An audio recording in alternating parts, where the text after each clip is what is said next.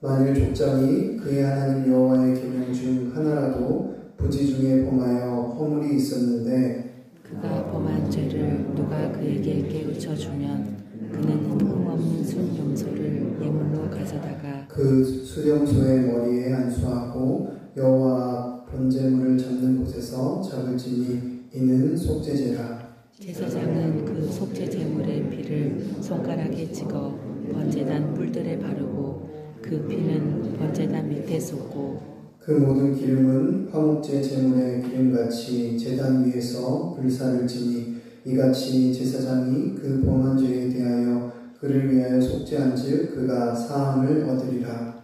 만일 평민의 한 사람이 여호와의 계명 중 하나라도 부지 중에 범하여 허물이 있었는데 그가 범한 죄를 누가 그에게 깨우쳐 주면 그는 흠없는 암 염소를 끌고 와서 그 범한 죄로 말미암아 그것을 예물로 삼아 그 속죄 제물의 머리에 안수하고 그 제물을 번제물을 잡는 곳에서 잡을 것이요 제사장은 손가락으로 그 피를 찍어 번제단 뿔들에 바르고 그 피 전부를 제단 밑에 쏟고 그 모든 기름을 화목제물의 기름을 떼어낸 것 같이 떼어내 제단 위에서 불살라 여호와께 향기롭게 할지니 제사장이 그를 위하여 속죄한즉 그가 사함을 받으리라. 그가 만일 어린 양을 속죄제물로 가져오려거든 흠없는 암컷을 끌어다가 그 속죄제 제물의 머리에 안수하고 번제물을 잡는 곳에서 속죄제물로 잡을 것이요 제사장은 그 속죄제물의 피를 손가락으로 찍어 번제단 뿔들에 바르고 그 피는 전부 제단 밑에 쏟고 그 모든 기름을 화목제 어린 양의 기름을 떼낸 것 같이 떼내어 제단 위 여호와의 화제물 위에서 불사를 지니 이같이 제사장이 그가 범한 죄에 대하여 그를 위하여 속죄한즉 그가 사함을 받으리라. 아멘. 오늘 우리가 함께 읽은 본문의 말씀은 족장과 평민의 속죄제 규례를 다루고 있습니다. 족장과 평민의 속죄제 규례는 제사장이나 온 회중의 속죄제 규례와 비교할 때 몇 가지 다른 점이 있습니다. 첫 번째로 제물이 다르다는 것입니다. 족장은 수송아지에 비해 값이 덜 나가는 숫염소로 평민은 숫염소보다도 값이 덜 나가는 암염소나 어린 암양으로 제물을 삼았습니다. 두 번째로 다른 점은 희생제물의 피를 바르는 곳이 다르다는 것입니다. 제사장과 온 회중의 속죄제의 피는 향단 뿔에 발랐지만 족장과 평민의 경우는 번제단 뿔에 발랐습니다. 셋째로 피를 쏟아붓는 장소가 달랐습니다. 제사장과 온 회중의 속죄제는 휘장과 분향단, 번제단에서 피를 쏟았지만 족장과 평민의 속죄제는 성소 밖, 번제단에서만 피를 쏟았습니다. 네 번째로 제사장과 온 회중의 속죄제물은 전부 불에 태웠으나 족장과 평민의 경우에는 기름 부위를 제외한 부분은 제사장에게 돌아갔습니다. 이러한 내용을 제외하고 나머지 규례는 제사장의 속죄제와 족장과 평민의 속죄제가 똑같이 일치하는 것을 볼 수 있습니다. 이와 같은 본문의 말씀을 통해 우리는 두 가지 정도 생각해 볼 수 있겠습니다. 첫 번째로 죄는 깨닫는 즉시 바로 회개해야 한다는 것입니다. 오늘 본문 22절과 13절에 보면 족장이 하나님의 금령 중에 하나라도 부지 중에 범하였다가 그 죄를 깨닫게 되면 흠없는 제물로 속죄제를 드리라고 하였습니다. 이것은 온 회중과 평민에 이르기까지 모든 이스라엘 백성에게 요구되는 사항이었습니다.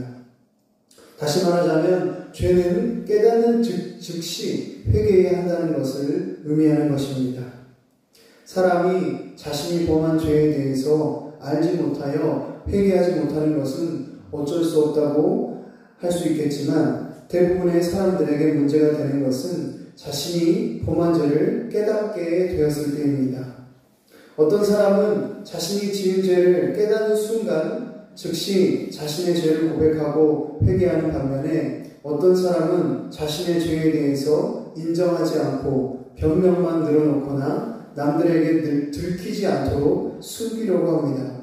또 스스로 죄에 대해서 깨달았음에도 불구하고 회개하지 않고 아무렇지 않게 넘어가기도 한다는 것입니다. 우리의 모습은 어떻습니까? 본문은 누구든지 자신이 범한 죄에 대해 깨우침을 받게 되면 그 즉시 솔직히 자신의 죄를 고백하고 회개하라고 말합니다.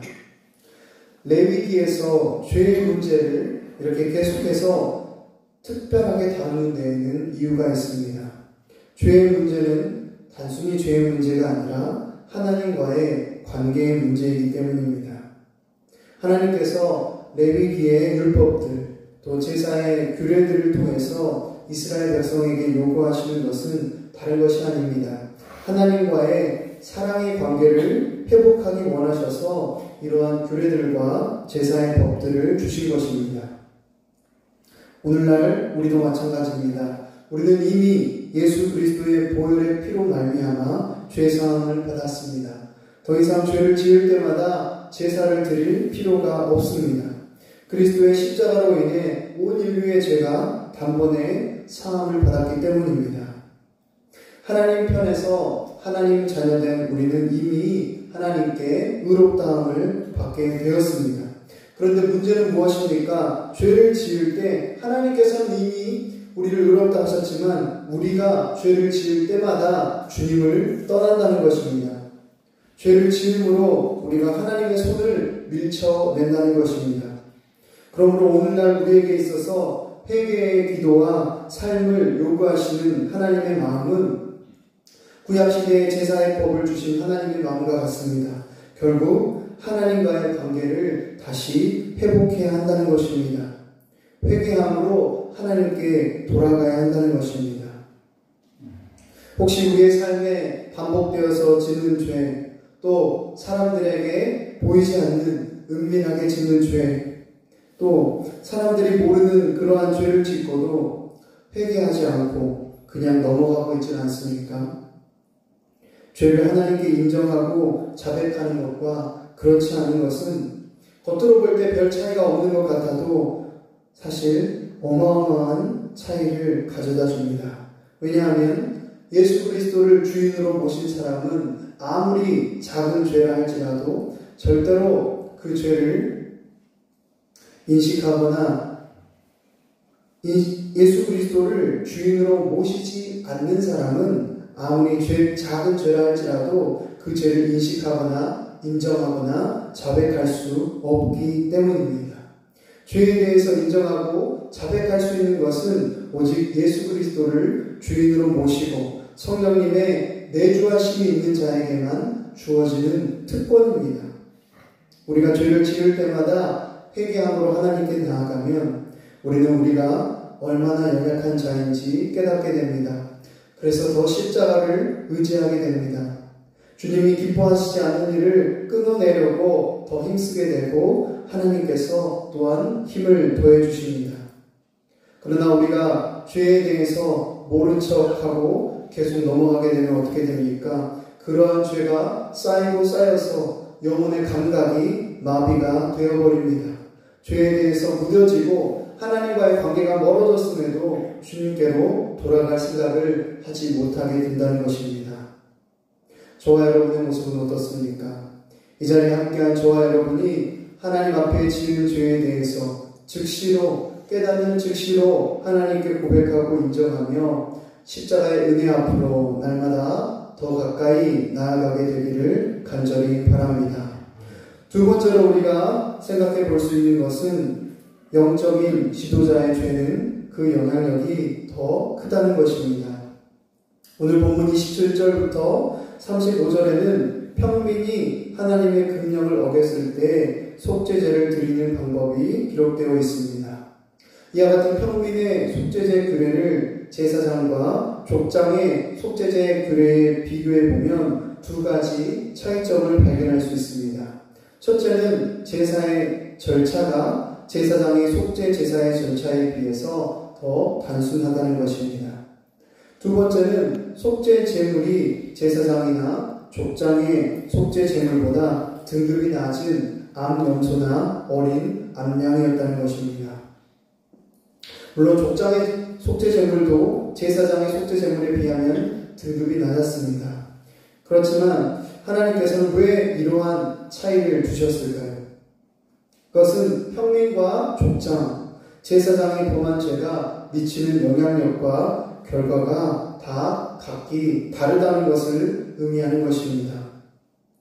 제사장의 죄는 사회적인 파급과 미치는 나쁜 영향이 족장이나 평민에 비해 더 크기 때문에 제물도 더 비싼 것을 드리고 더 복잡한 절차를 통해 속죄제를 드리게 한 것입니다. 하나님은 지도자의 영향력이 큰 만큼 그에 따른 책임도 더 크게 물으십니다. 여기에 지도자가 된 자가 일반 사람들에 비해 죄에 대하여 더욱 조심하고 경계해야 할 이유가 있습니다. 야고보서에도 보면 선생된 우리가 더 큰 심판을 받을 줄 알고 많이 선생이 되지 말라라고 기록하기도 했습니다. 그래서 우리가 지도자의 자리에 있다고 한다면 더욱더 죄에 대해서 심각하게 여기고 죄에 대해서 예민하게 다루어야 한다는 것입니다. 그런데 우리가 지도자라고 하면 교회에서 목사님이나 장로님 또 교육자와 같은 그런 사람들만 지도자라고 생각할 때가 많습니다. 또 구역의 구역장이나 인도자만 지도자라고 생각할 때가 많습니다. 그런데 생각해보면 우리는 영향을 미치는 사람의 수가 차이가 있을 뿐이지 모두가 다 지도자입니다. 결혼을 하시고 자녀가 있는 분들은 모두 다 가정의 지도자입니다. 직장에서 직급이 있으신 분들도 다 지도자입니다. 우리는 모든 자리에서 지도자가 될 수밖에 없습니다. 그리고 지도자인 우리가 짓는 죄는 단지 하나님과 나 사이의 문제로 끝나지 않고 내가 속한 공동체에 영향을 주게 된다는 사실을 잊어서는 안 됩니다. 또 반대로 내가 하나님 앞에 회개함으로 바로 서고 거룩한 삶으로 바로 서면 나를 통해서 내가 속한 공동체도 주님 앞에 바로 서게 된다는 것을 기억해야 할 것입니다.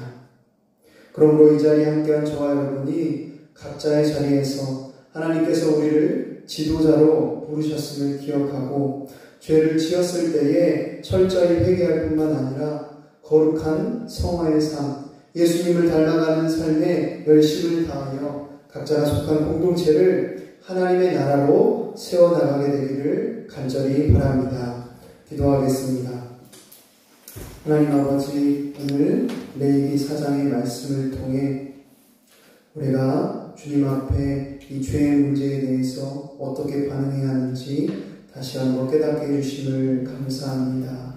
하나님, 우리가 반복해서 짓는 죄들, 은밀하게 짓는 죄들 계속해서 지으면서 하나님 앞에 회개하지 않고 아무렇지 않게 넘어가고 있는 그러한 모습이 있지는 않습니까?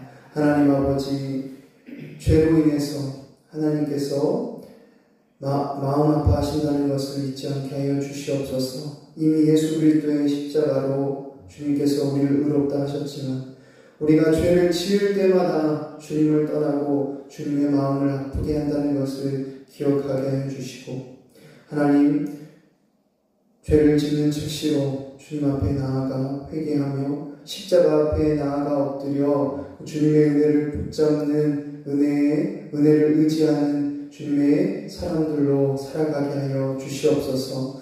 하나님, 주님께서 우리를 각자의 자리에서 지도자로 부르셨다는 것을 기억하게 하여 주시고, 내가 짓는 죄가 내가 속한 공동체에도 영향을 미친다는 것을 기억하여 하나님 죄 앞에 민감하게 하여 주시고, 또한 죄와 싸워 거룩한 성화의 삶을 살아감으로 말미암아 내가 속한 공동체를 하나님의 나라로 세워가는 그러한 은혜가 넘치게 하여 주시옵소서.